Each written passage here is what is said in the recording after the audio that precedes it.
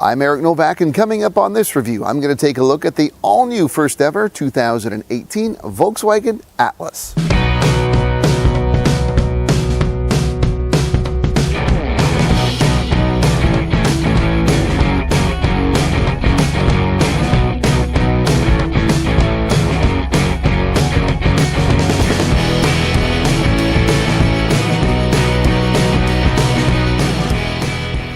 If you're a global automaker and you sell in different areas of the world, you're likely paying attention to the buyer preferences in the markets that you sell.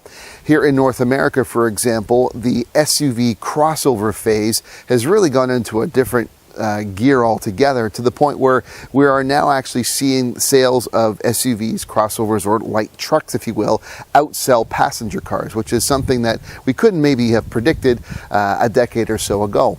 For Volkswagen, this presents a unique challenge for them because in their SUV crossover lineup, they had one glaring omission in their offerings, and that was a larger 3-row 7 or 8 seat passenger vehicle, which that hole has now been filled with the launch of the first ever 2018 Volkswagen Atlas. This is a big cruiser. It's designed for the North American market, and it's on our test drive review this week. I'm looking forward to getting started.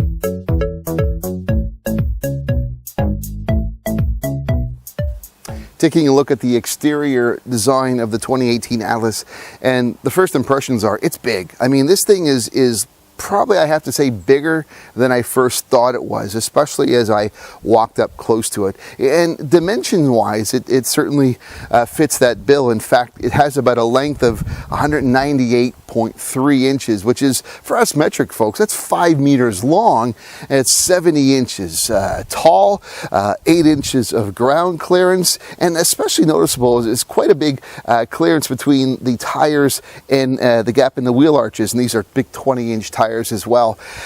It's lining up Volkswagen as the competition for the Honda Pilot, the Toyota Highlander, and the Ford Explorer. Those are the three main ones that they're sort of targeting with this vehicle.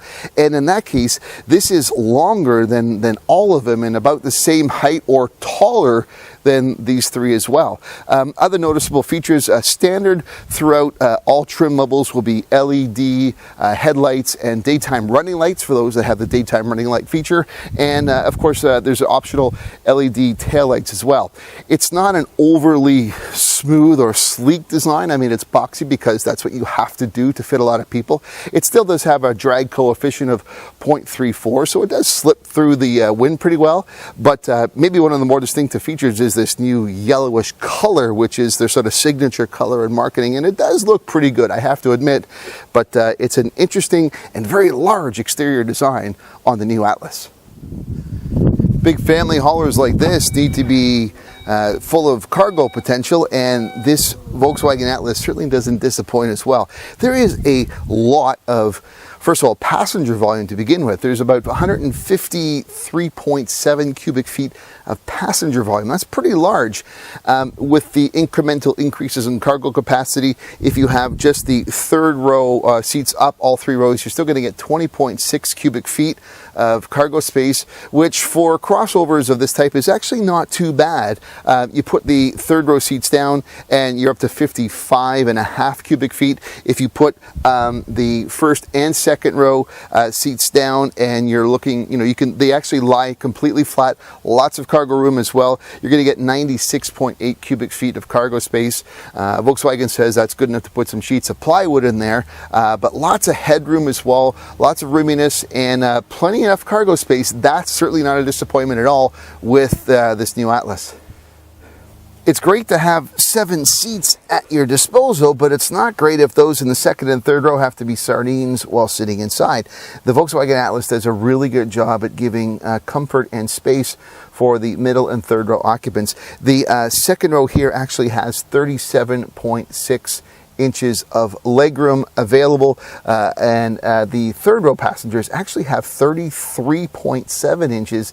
That's pretty large and class leading.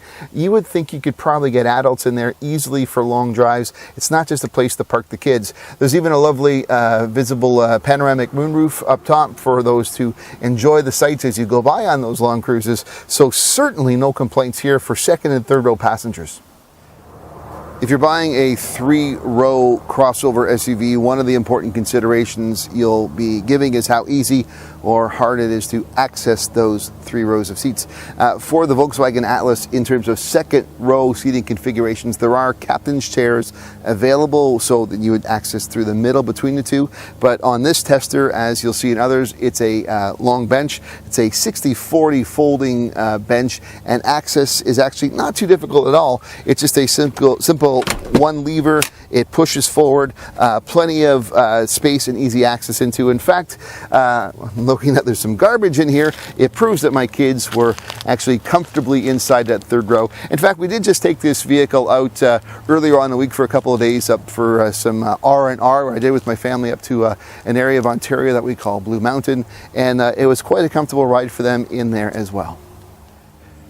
Under the hood of the 2018 Atlas, there are 2 engine options, although just one at the launch, and that is a 3.6-liter naturally aspirated V6 engine, puts out 276 horsepower, 266 pound-feet of torque, and if you are looking to tow, you'll get about 5,000 pounds of towing capacity with this engine. Now, in the later part of 2017, they will also offer a 2-liter 4-cylinder turbocharged engine. Now that one will put out 235 horsepower, but an equivalent 266 pound-feet of torque, so you can probably see the engine revs going a bit higher on that one consistently. If you're looking to tow in that vehicle, you're looking at 2,000 pounds of towing capacity maximum. Now, of those two things, if there's something that's missing, and it's what I'm disappointed to hear, is that there is no third option, or being a hybrid or plug-in hybrid of some sort available.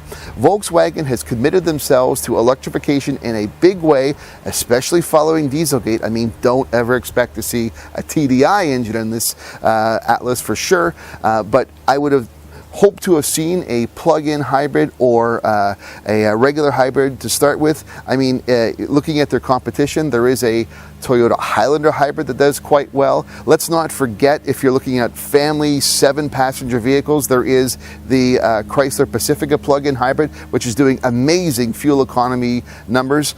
Looking a little bit higher end, if you're going above this, you'll note that there's a new Acura MDX Sport hybrid. There's the incredible Volvo XC90 T8, the plug-in hybrid. There's other options, again, coming from Mercedes and BMW. So it's a bit of another empty space here in this model lineup to not offer that third powertrain. But for now, this is what you have on offer under the hood of the 2018 Atlas.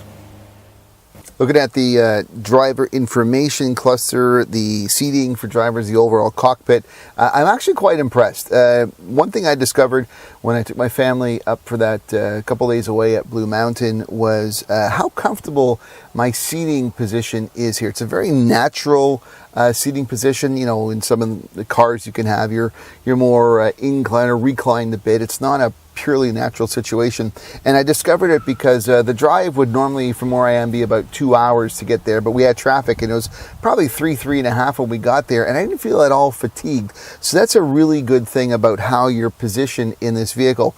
In terms of information available to the drivers, on this top-end trim that I'm driving, there is a fully digitized driver information cluster. It's 12 inches and customizable, so you get a lot of good information there. Different settings, you can tailor it to your preferences. The infotainment system is connected through an 8-inch screen here. You've got your nav, your connectivity to your Apple CarPlay, your Android Auto. There's information on car monitoring, performance and engine as well. Your full nav features if you have it built in. But also on this premium system here, on the premium trim, you have a 12-speaker Fender audio system. And as you know, Fender, they make great sounding amplifiers and guitars, and the system in here really is deep and rich. Generally it's comfortable, nice height, plenty of headroom, lots of comfort and legroom. I like to have my legs stretched out when I drive. It's just the way I prefer. And again, more than enough room. So certainly a big thumbs up for the overall driver area in the Atlas, and it should be, because again, this is branded as that large sort of family style cruiser.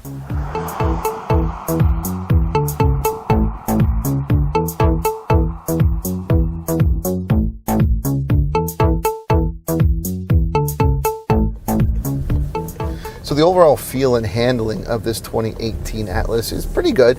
It's a family cruiser. There's a pretty rock solid platform that it's built on, and I think one of the things that it benefits that way from it, there's not a lot of body roll. This is a tall vehicle, remember I said it's 70 inches high, but you're not getting that body roll, and I think that's one of the benefits. In fact, kids like to sit in their back and look at their iPads and such, and my daughter in the past has had issues with feeling a little bit car sick while doing that. Well, we were on that trip just up for a couple of days, and we had some windy roads, and there was no incidents where my daughter said she wasn't feeling very good afterwards as a result. In terms of fuel economy, the 2018 Atlas, this V6 3.6 liter engine is not the greatest, and this is where I'm going to be a little bit disappointed, admittedly.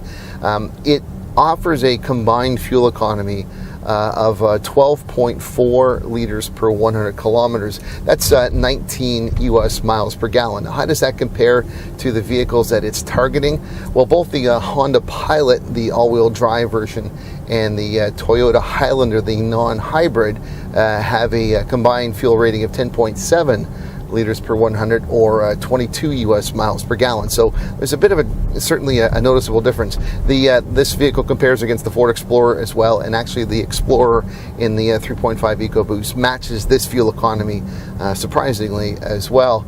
So while it's a great ride, easy drive too. I mean, there's really the 4MATIC all-wheel drive is certainly beneficial. It's a comfortable ride, but it's a little bit thirstier than I'd like it to be, and it's a little bit thirstier when compared to some of its main competitors as well.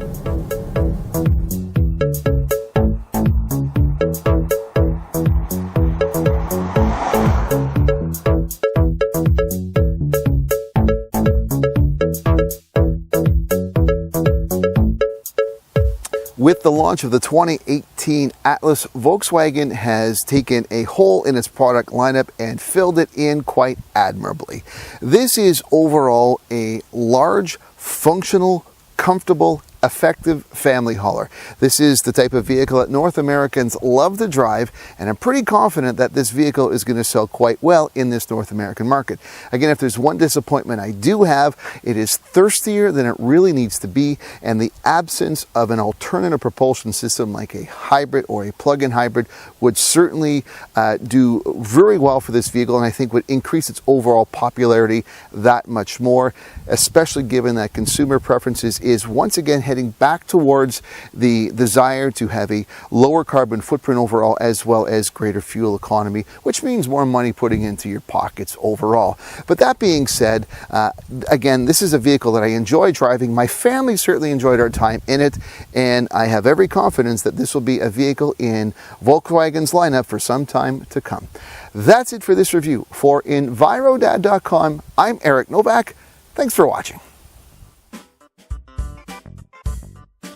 There's plenty of ways for you to keep connected with me, so check out some of my social media links, suggested videos, and I'd really love it if you subscribe to my YouTube channel.